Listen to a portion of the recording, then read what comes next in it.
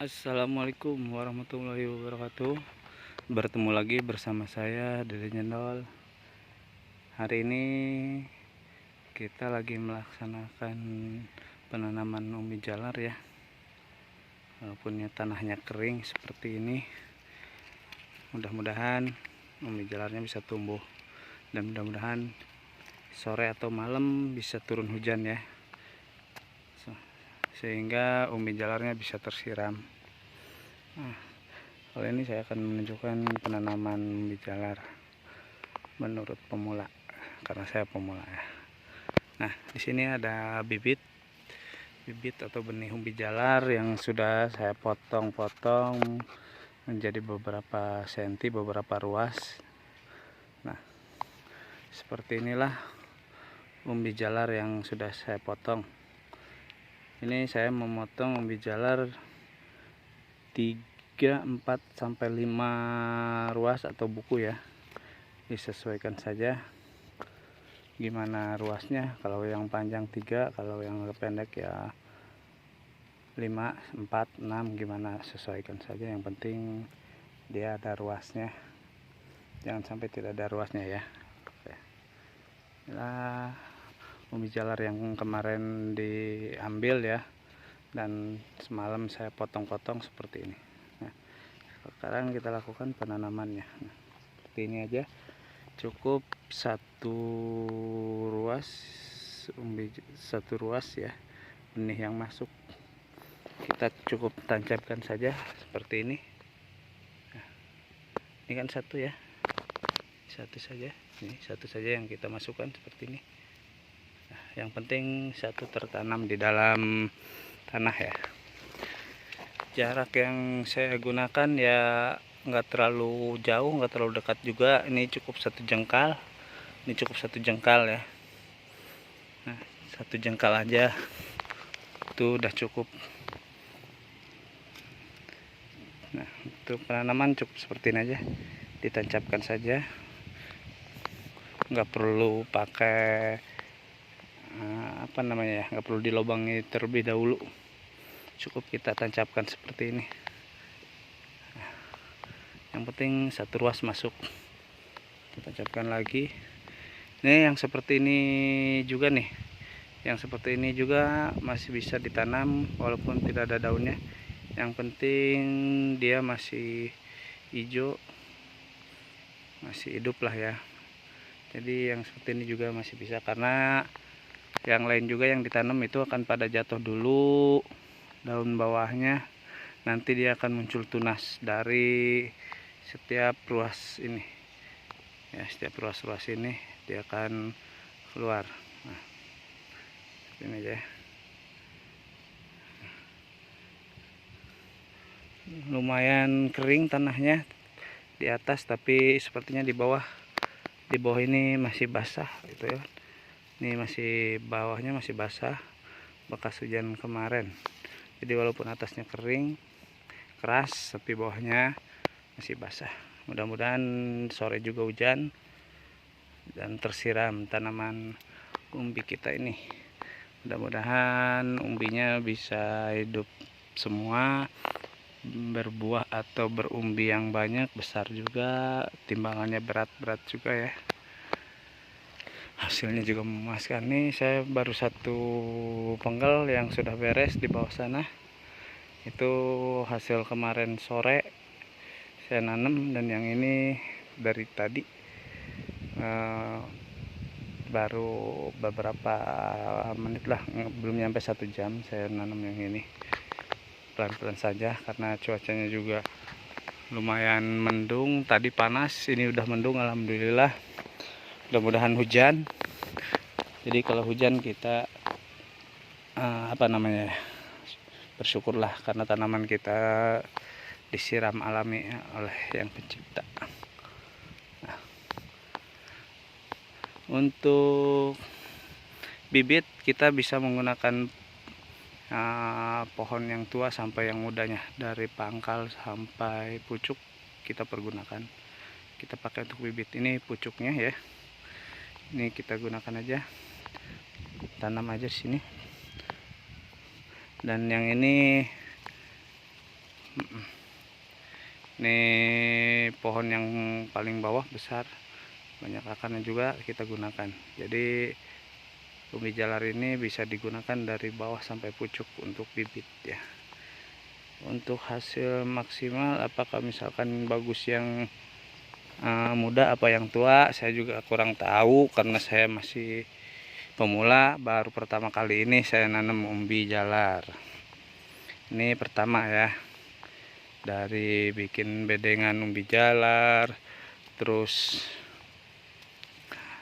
pengolahan lahan ya, sampai metik untuk bibit umbi jalar ya, sampai motong benih seperti ini. Ini pertama kali saya, baru. Jadi nanti kita lihat hasilnya setelah 1 atau 2 minggu. Kalau misalkan tumbuh 1 sampai 2 minggu dia akan bertunas. Tapi kalau misalkan 1 sampai 2 minggu dia tidak bertunas, bahkan mati, ya kita ganti ayum lagi ya, sama benih yang baru, bibit yang baru ya. Nah, seperti inilah cara menanam umbi jalar.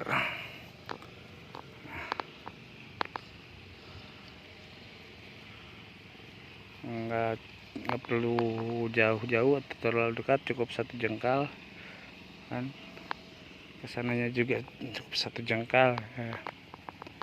Jadi kita menanam umbi jalar gitu. Mudah-mudahan hasilnya bisa memuaskan ya, buat tambah-tambah jajan anak, jajan istri, dan jajan orang tua juga, jajan kita juga, terus sisanya nanti buat ditabung ya. Tidak lupa untuk bersedekah, karena dengan sedekah kita membagikan sebagian rezeki kita. Ini tidak ada daunnya, saya tanamkan saja karena ini juga masih hidup, masih segar. Nah, ini keras, tanahnya keras, harus dicongkel dulu cari yang bisa, karena kering, atasnya sangat kering sekali. Keras nih, keras.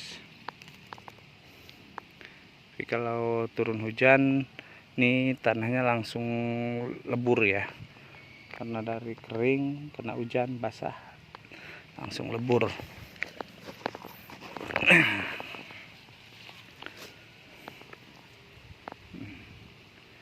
Untuk teman-teman tidak lupa saya meminta saran ilmu ataupun cara pemupukan dan yang lain-lainnya masalah berkebun, karena saya pemula berkebun. Jadi mohon bimbingannya. Untuk teman-teman yang sudah mahar lagi, untuk teman-teman yang sudah paham ya, mahir maksudnya, yang sudah mahir berkebun, entah itu di palawija, entah itu di tanaman sayur atau yang lainnya, bagi ilmunya, sharing boleh di bawah komentar ya, kita tanya jawab saja, atau teman-teman memberikan edukasi kepada saya bagaimana cara berkebun yang baik, bagaimana cara menanam palawija yang baik, umbi-umbian yang baik gitu kan. Bisa di kolom komentar. Nah, saya masih pemula, butuh belajar lagi, butuh ilmu yang lebih banyak lagi. Pokoknya butuh support juga, karena berkebun atau bertani itu membutuhkan kepercayaan diri, support, keinginan, niat, dan kemauan, modal juga ya. Apalagi kalau nggak punya modal, kita sangat apa ya, kalau nggak punya modal itu sangat sulit ya untuk berkebun. Tapi kalau misalkan punya modal, punya lahan, tapi nggak punya ilmu, nggak tahu caranya berkebun, itu juga sangat sulit. karena pengalaman teman saya berkebun cabai modal banyak ya, lahan luas. Nah, tapi ilmu untuk berkebunnya tidak ada, yang ada malah modal habis.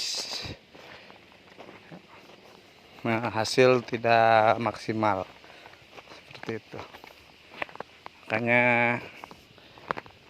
selain modal yang banyak, kita juga harus punya ilmu. Nah, dari itu saya minta kepada teman-teman ilmunya, resep berkebun, untuk menambah percaya diri saya untuk berkebun, untuk menambah semangat saya berkebun ya. Seperti itu teman-teman. Kita lanjut nih, nanam lagi. Saya sendirian aja menanam ini tuh, nggak ada yang nemenin karena modalnya kecil, nggak bisa bayar orang buat bantu nanam, jadi saya gunakan tenaga sendiri. Dari pertama olah lahan sampai ngambil bibit sampai nanam, saya masih pakai tenaga sendiri ya, karena tenaga sendiri itu nggak perlu dibayar,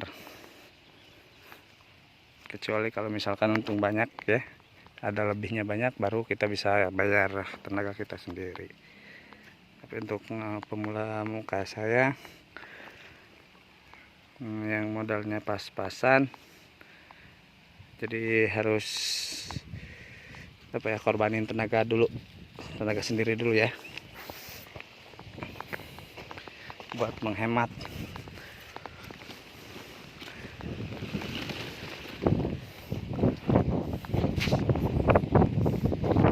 Karena kalau misalkan pakai tenaga orang lain, kita harus bayar.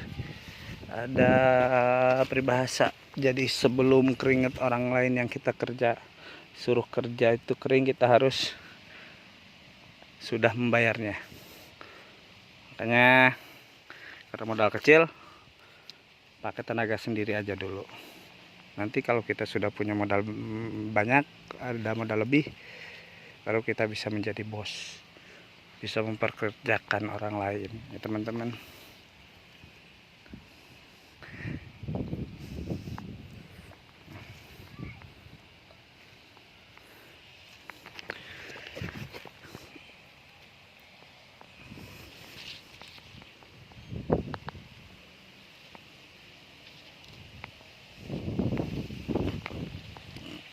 Saya juga nih, saya kerjakan 9 penggal ini sendiri ya.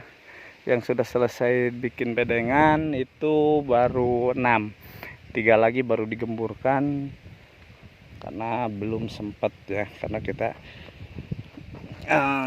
waktunya juga paling setengah hari. Pagi aktivitas yang lain, habis duhur saya ke kebun, manfaatin waktu luang, manfaatin lahan kosong juga. Jadi santai saja, pelan-pelan. Yang penting kewajiban kita yang lain bisa kita laksanakan. Terus kebun juga tidak menjadi bala atau jadi tempatnya rumput liar. Jadi kita bagi waktulah, daripada main gak jelas, ngabisin waktu, ngabisin uang yang ada. Mending kalau punya uang ya mainnya. Ini udah nggak punya uang, banyak main, yang ada nanti jadi beban orang tua, beban keluarga ya. Oke teman-teman, sekian dulu videonya dari saya. Nanti kita bertemu lagi di video-video lain selanjutnya. Cukup sekian, wabillahi taufiq. Assalamualaikum warahmatullahi wabarakatuh.